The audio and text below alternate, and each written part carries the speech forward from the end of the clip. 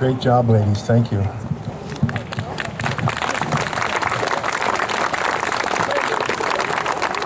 almost hard to believe they did that without the help of one man. You know that?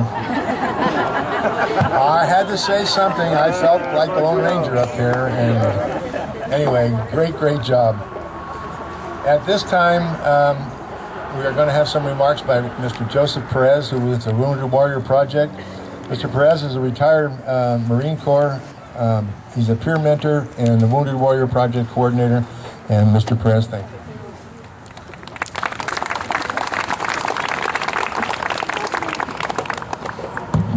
Thank you. Appreciate the introduction. I'm here in honor of representing the Wounded Warrior Project, paying tribute to all those who have served in the uniform before us. It is this shared service that joins us together like no other bond, the camaraderie that helps define us and redirect our path in life. I can honestly say the years that I spent in the United States Marine Corps was the best time in my life and that service. Even after I left the military, I still stays with me and continues to define me until the day I die. Veterans Day serves as a very important purpose. It is a day we recognize not only those who gave their lives in our war, but those who wore the uniform before us. This day, above all, is the opportunity to celebrate the choices one makes to serve our country. For some, it meant wide conflict in World War II, or a life of peacekeeping missions, or the 10th standoff of the Cold War. Others found themselves in the jungles of Vietnam, in Korea, Panama, and other conflicts as we asked our militaries over the service years. Of course, we cannot forget those today. For many, service members, meaning multiple tours in Iraq and Afghanistan. I was severely injured in Iraq in 2003, June 13th, during a prison riot during Abu Ghraib. I suffered traumatic brain injuries, which crushed my spinal cord and was medevaced to Landstuhl, Germany, then patched up and sent to the States, like many of our troops are. The nerve damage left me unable to use my hands. The swelling in my head was so bad, I was placed in a medical hold hospital for over 2 years, till finally being medically discharged and sent home broken and confused, leaving my wife and me to seek out the help in a perplexed Veterans Administration. As like many of our young, injured men and women feel lost trying to seek medical and financial assistance through the military or the Veterans Administration, they feel vulnerable, causing them to feel alone and disengaged from their family, their friends, and their community. Our country is losing over 22 veterans a day. That is how many members of our active duty, National Guard, and Reserve forces that are committing suicide every day due to traumatic brain injury and post-traumatic stress disorder alone. Simply put, we are losing more veterans by their own hands than we are by the enemy.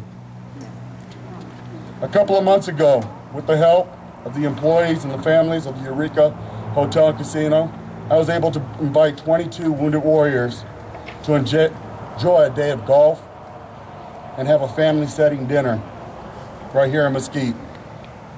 It was a wonderful event, and we all enjoyed each other's company. A few weeks later, we lost one of those 22, a 29-year-old veteran of the Iraqi War, Matt Haynes. Matt was suffering from post-traumatic stress and depression. With the support of the Wounded Warrior Project, I set up a memorial dinner soon after, which helped identify 2 others that were also suffering from PTSD and now the loss of Matt Haynes. As a certified peer mentor with the Wounded Warrior Project, I try to reach out to fellow injured veterans, getting them involved with over 19 programs and services that the project has, and has been serving over 10,000 warriors and their families across the nation. But we have not come close to the finish. Even now, we are identifying new issues our warriors will face in the coming decade. The Wounded Warrior Project has given me the tools to continue my service to my fellow veterans. My community gives me that strength. Today, to honor their debt, I ask you to take time to honor the service of the members of the past, present, in at least one of several different ways. First, volunteer to help a veteran or a service member, regardless if you are a veteran or not. We have many wounded veterans in our own communities that need your compassion, need your support. Find a way to reach out to these veterans and get them to the services they need, such as the VFW, the American Legion, our local vet center here in Mesquite, our local services that we have right here. And given that we are in a nation of war today, reach out to their families in our own community and give them a helping hand. For many of those that are on deployment know that their families are receiving support while they are serving in the armed forces, brings them reassurance and a peace of mind. There are dozens of ways you can show your support to our nation right here in our own community. Second, make an effort to promote military service for our youth. In time of war, volunteers are needed for our service are hard to find. But I think promoting military service goes beyond that. We need to do a better job of letting our young generation know that the military is a viable and valuable career opportunity with unlimited career opportunities. And finally, if you are a veteran, please share your story with others. Let everyone know what you have done so that they can see the many faces that our military service has in our own neighborhood. And so they can appreciate the personal services.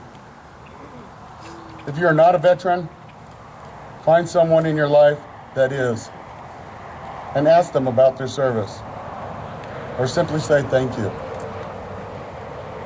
The more we talk about what we have done and the impact military service has done for our lives, the better we're able to hold it as an example of excellence.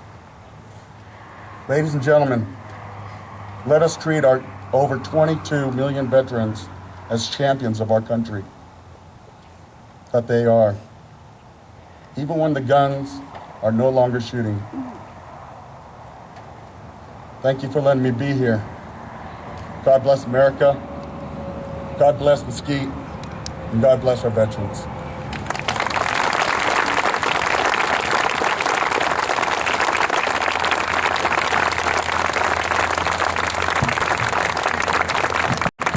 Thank you, Jesse. Very inspirational message. Thank you much. At this time, we are going to have a flag retirement ceremony by the Mesquite Fire Department. Is this going to happen over here, guys? Okay, as you are ready, please proceed. Thank you.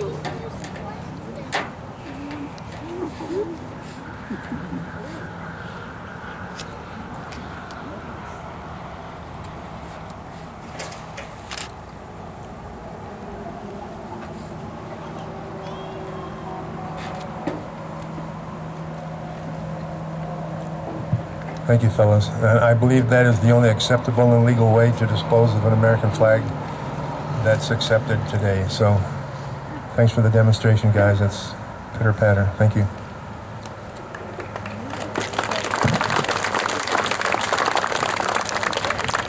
Is Dennis ready with his pipes? He is ready.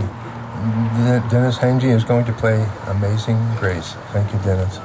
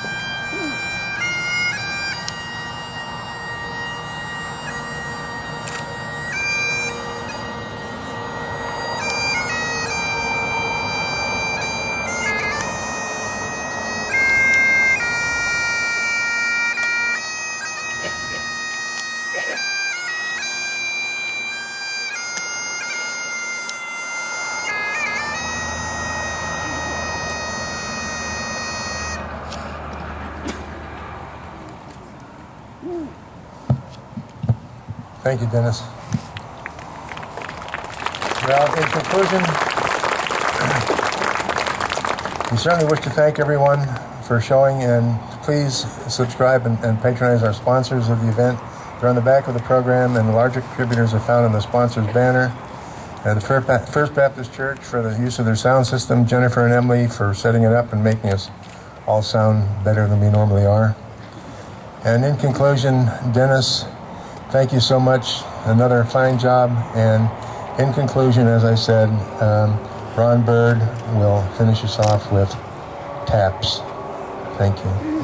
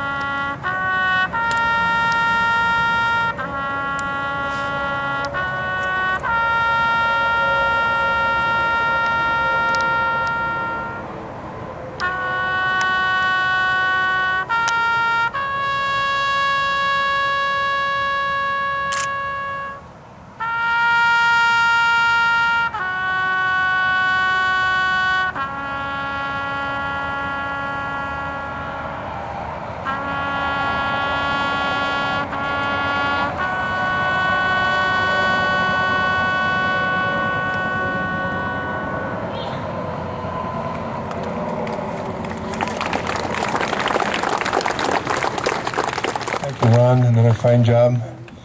And in absolute conclusion, Exchange Club, thank you so much for the marvelous program you put on for the 8th year. And we are certainly looking forward to number 9. And thanks everybody for showing. Thank you for Mesquite, and thank you. God bless America. Thank you.